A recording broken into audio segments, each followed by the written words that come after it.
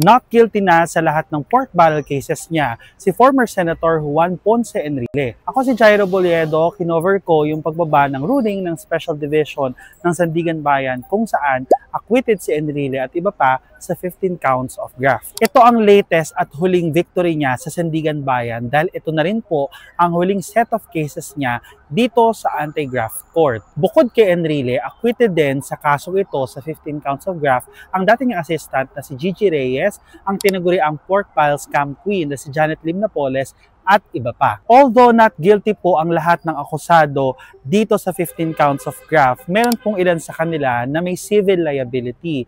Ibig sabihin po, inuutusan sila ng korte na magbalik ng pera dito sa kaban ng bayan at hindi po bababa sa 200 million pesos yung kanilang dapat ibalik sa pera ng taong bayan. Pero hindi kasama sa may civil liability itong si Enrile at Reyes. Balik tayo kay Enrile. Before ang acquittal niya dito sa 15 counts of graft, acquitted na rin po siya sa kanyang plunder case noong 2024. Ngayong nanalo si Enrile sa kanyang graft cases, ang huling set of cases niya, ibig sabihin nito, 3-0 pa rin ang standing sa pork barrel cases as far as the big fish are concerned. Yung tatlo po kasi yung pinakamalalaking pangalan, mga taong kinasuhan po in relation to the pork barrel scam, sina former Senator Bong Revilla, Senator Jinggoy Estrada at ito nga pong si Enrile, lahat po sila ay acquitted na sa kanilang plunder. Ngayon po, 2 out of 3 dito sa tatlong pinag-uusapan natin na to ay totally cleared na sa kanilang mga kaso, si Revilla at si Enrile,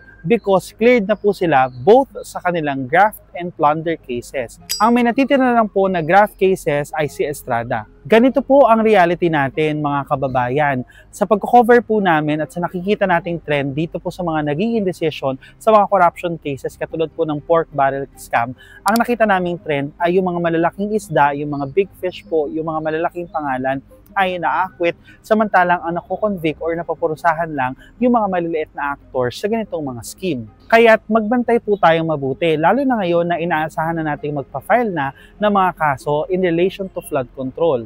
Siyempre, sa mga corruption cases katulad ng ganito, ang gusto ng taong bayan ay maparusahan lahat ng may kasalanan.